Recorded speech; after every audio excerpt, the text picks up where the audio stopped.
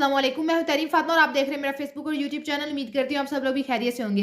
नाज़रीन, इस वक्त पूरा का पूरा सिस्टम थक चुका है और जो कुछ पाकिस्तान तहरीक इंसाफ के खिलाफ हो रहा है वो सारे के सारे मामला उल्टा गले पड़ रहे हैं। एक जानिब तो ये बात गश्त है कि ऐवान सदर में रौनकें बहाल हो रही हैं, बैकडोर डिप्लोमेसी, बैकडोर रवाबित का आगाज हो चुका है और जो पैगाम रसानी है उसमें बुशरा बीबी तक को पैगाम पहुंचा दिए गए हैं। वहीं दूसरी जानिब इमरान खान को अडयाला जेल से इलेक्शन लड़ने के लिए तैयारियां की जा रही हैं और एक अहम शख्सियत जो है वो इमरान खान को अडयाला जेल मिलने पहुंच गई है।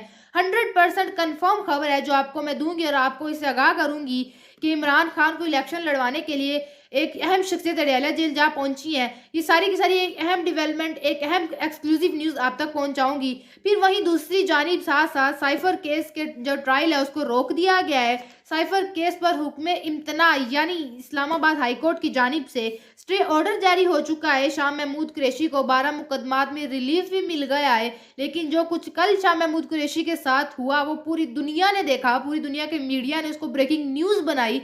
तो आप समझ ले इस कदर पाकिस्तान के आइन की, पाकिस्तान के अदालतों की इस कदर बेइज्जती आप कहें दूसरे ममालिक में हुई है जिसका अंदाज़ा नहीं लगाया जा सकता। तो ये सारी की सारी चीज़ें आज के व्लॉग में कवर करेंगे और इस हवाले से आपको भी अपडेट करेंगे। अगर अभी तक आपने हमारी वीडियो को लाइक नहीं किया तो वीडियो को लाइक भी कर लें, हमारे यूट्यूब चैनल को सब्सक्राइब भी कर लें। सबसे पहले शाह महमूद कुरैशी वाली एपिसोड और भी बहुत सारे मामलात हैं, लेकिन सबसे पहले इलेक्शन कमीशन मरता क्या ना करता, तो इलेक्शन कमीशन ने अहद चीमा साहब को ओहदे से हटाने का कहा। फिर वहीं साथ साथ निगरान हुकूमत है, बड़ी उन्होंने मुश्किल से दिल पर पत्थर रखकर बिल आखिर डीसी इस्लामाबाद, डीसी रावलपिंडी और शहबाज शरीफ के राइट हैंड अहद चीमा साहब को कहा कि आप कैबिनेट से अलहदगी इख्तियार कर लें। वहीं फिर साथ साथ इलेक्शन कमीशन निगरान वफाकी वजीर फवाद हसन फवाद के खिलाफ दरख्वास्त पर महफूज फैसला सुना दिया गया। इलेक्शन कमीशन ने फवाद हसन फवाद को ओहदे पर बरकरार रखने का फैसला किया है। निगरान वफाकी वजीर फवाद हसन फवाद पर सियासी वाबस्तगी का इल्ज़ाम है। इलेक्शन कमीशन ने फवाद हसन फवाद के खिलाफ दरख्वास्त पर समाअत मुकम्मल होने के बाद फैसला महफूज किया था, जो आज सुना दिया गया है। इससे पहले 16 दिसंबर को इलेक्शन कमीशन ऑफ पाकिस्तान ने आज़ादाना, मुनसिफाना और शफाफ आम इंतखाबात का इनेकाद यकीनी बनाने के लिए वफाकी काबीना की जानिबदार अरकान को हटाने के लिए दरख्वास्त दायर की थी, जिस पर निगरान वज़ीर आज़म अनवारुल हक काकड़ समेत काबीना के दीगर अहम अरकान जो 19 दिसंबर के लिए नोटिफिकेशन जारी किया गया था, उसके बाद फिर अहद चीमा साहब को हटा दिया गया है। वो जो बाकी सियासी पार्टियों की जानिब से शिकायत भी की गई थी, उसके बाद फिर आज उनको अहद चीमा साहब को कहा गया कि आप कैबिनेट से दूरी इख्तियार कर लें, कैबिनेट से अलहदगी इख्तियार कर लें। अब अगर बात करें जो कल शाह महमूद कुरैशी साहब के साथ हुआ और उस पर पूरी दुनिया ने देखा, आप ये अंदाज़ा लगाएं जो शख्स पाकिस्तानी सियासत के बुजुर्ग शख्स हैं वो, और 2 दफ़ा मुल्क के वो वज़ीर ख़ारजा रह चुके हैं और जिन्होंने भारत को मुंह तोड़ जवाब दिया और भारत के सामने वो डट कर खड़े रहे, भारत को टफ टाइम उन्होंने दिया। कल उनके साथ जो कुछ हुआ वो उन सारी की सारी जो मीडिया है, पूरा वर्ल्ड मीडिया ने उसको ब्रेकिंग न्यूज़ पर चलाया, खासकर इंडिया वालों ने।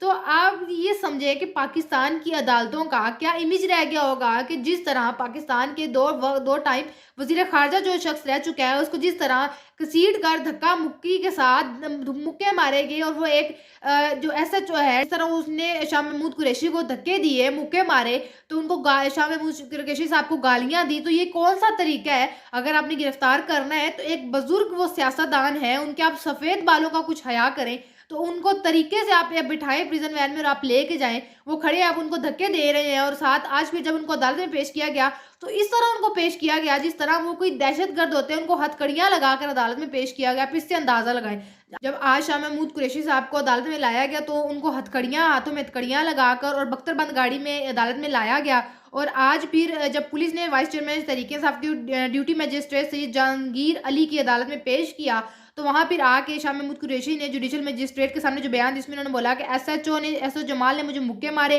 और लाते मारी, एसएचओ इशफाक चिमिया ने गालियां दी, मेरी छाती में दर्द था, लेकिन इसके बावजूद कल रात मुझे ठंडे कमरे में रखा गया जहाँ उन्होंने मुझे सोने नहीं दिया, लाइट्स जलाकर बार बार जगाया, शोर मचाया गया, मुझे ज़हनी और जिस्मानी तौर पर टॉर्चर किया गया। तो ये क्या एक तरीकाकार है? ये आप सियासी इंतकाम नहीं कह लें, आप इसको ज़ाती इंतकाम कह लें जो पाकिस्तान तहरीक इंसाफ के मुख्तलिफ रहनुमाओं से लिया जा रहा है। जितने भी पाकिस्तान तहरीक इंसाफ के रहनुमाओं को गिरफ्तार किया गया था उनके साथ यही किया गया था कि उनको ज़हनी टॉर्चर किया गया था। ये एसएचओ के खिलाफ अब एक कह लें कि एक क्यों नहीं कोई केस बनता कि अगर आपको गिरफ्तार करना था तो आप एक पाकिस्तान के एक वो नामवर शख्सियत है, नामवर सियासतदान है, उनको किसी अच्छे तरीके से आप उनको बोलें कि हम आपको अरेस्ट करने आए हैं, या आपके पास एक नोटिफिकेशन है, आप उनको दिखाएँ और उनको बोलें कि आप प्रिज़न वैन में बैठे, बख्तर गाड़ी में उनको बिठा के लेके जाएँ। आप उनको कंपेल कर रहे हैं, खींच के लेके जा रहे हैं, गालियाँ दे रहे हैं। तो अगर देखा जाए तो इस एसएचओ के खिलाफ भी केस बनना चाहिए कि अगर वो एक बुजुर्ग शख्स के खिलाफ आप उनको लेके जा रहे हैं और वो भी अभी अडियाला जेल से बाहर आए हैं, आप उनको फिर दोबारा गिरफ्तार करके लेके जा रहे हैं। इतना ही देख लें कि पाकिस्तान के 2 दफ़ा वज़ीर ख़ारजा रह चुके हैं और जिस शख्स ने भारत हमारे हमसाया मुल्क को टफ टाइम दिया है, वो बैकएंड पे चला गया, बैक फुट पे चला गया भारत, और अब उतना ही भारत जश्न मना रहा है। उन्होंने ब्रेकिंग न्यूज़ चलाई इवन कि हमारे वज़ीर ख़ारजा के साथ तो कभी ऐसा नहीं हो सकता, हम सोच भी नहीं सकते अपने वज़ीर ख़ारजा के साथ इस तरह करने का। तो ये एक प्रॉपर ब्रेकिंग न्यूज़ चलाई कि भारत की जानिब से बड़ा जश्न वाला माहौल था। तो क्या रुसवाई का आप कह लें पाकिस्तान को सामना करना पड़ा जो कल शाह महमूद कुरैशी के साथ हुआ।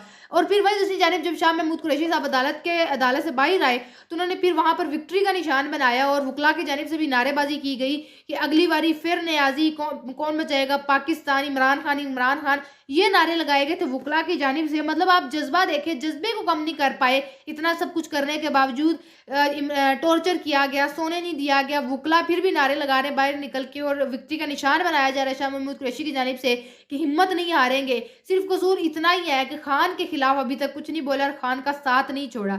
और फिर वहीं दूसरी जानिब आज साइफर केस का जो ट्रायल है शाह महमूद कुरैशी और इमरान खान के खिलाफ वो रोक दिया गया है। इस्लामाबाद हाईकोर्ट ने साइफर केस का ट्रायल रोकने का हुक्म दे दिया है। तफसीलात के मुताबिक इस्लामाबाद हाईकोर्ट ने अडियाला जेल में ट्रायल कोर्ट में जारी साइफर केस की कार्रवाई रोकने का हुक्म दिया है। इस हवाले से जस्टिस मियां गुल हसन औरंगजेब ने फैसला सुनाया। अपने फैसले में अदालत ने हुक्म इम्तना देते हुए साइफर केस का ट्रायल 11 जनवरी तक रोकने का हुक्म दे दिया है। बताया गया है कि इस्लामाबाद हाईकोर्ट में साइफर केस के इन कैमरा ट्रायल के खिलाफ बानी पाकिस्तान तहरीक इंसाफ की दरख्वास्त पर समाअत हुई थी। ये एक बड़ा अजीब सिस्टम चला हुआ है कि कभी कहते हैं कि इन कैमरा समाअत होगी, कभी कहते हैं ऑन कैमरा समाअत होगी कि फिर अगर ऑन कैमरा भी समाअत होती है तो गिने चुने लोगों को, गिने चुने सहाफ़ियों को समाअत के अंदर ले जाया जाता है और अपनी मर्जी से। तो वो किस तरह की ऑन कैमरा समाअत हुई ये समझ नहीं आई। कोई फ़ायदा तो नहीं है फिर ऑन कैमरा समाअत करने का।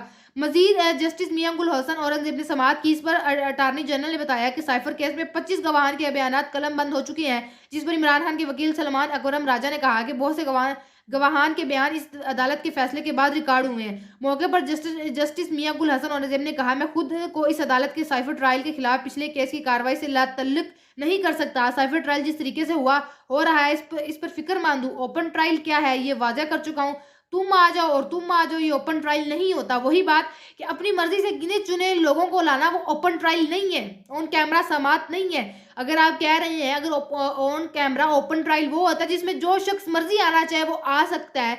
आप ओपन ट्रायल वो कहते हैं गिने चुने शख्स, घर के कुछ अफराद, जैसे पहले इमरान खान की अहलिया शाह महमूद कुरैशी की बेटी आ गई थी और सहाफ़ियों में से 3-4 सहाफ़ियों को लेकर जाकर कहा कि भाई ये ओपन ट्रायल हो रहे हैं।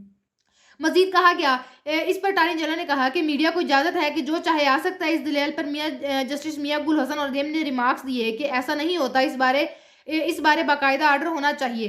क्या जरा मीडिया की मौजूदगी में की गई है। अटार्नी जनरल ने बताया कि जिन 3 अफराद की जरा हुई है वो साइफर कोड डी कोड से मुतल्लिक थे। साइफर केस से मुतल्लिक सेक्रेटरी खारजा का बयान भी इन कैमरा होगा। इस्लामाबाद हाईकोर्ट ने साइफर ट्रायल में फर्द जुर्म आयद के खिलाफ साबिक वजीर इमरान खान के हुक्म इब्तना की इस्तदाद कर दी थी। बाद एक बड़ी लंबी चौड़ी बहस चली समाअत के दौरान और एट दी एंड फिर 11 जनवरी तक ट्रायल रोकने का फैसला कर दिया है। तो ये आप कह लें कि चीफ जस्टिस गुल हसन औरंगजेब सर्दी की छुट्टियों पर आप इजी रिलैक्स होकर आप जाएं 11 जनवरी तक, फिर आप विंटर वेकेशन इंजॉय करें। इसके बाद फिर समाअत ट्रायल रोक दिए गए।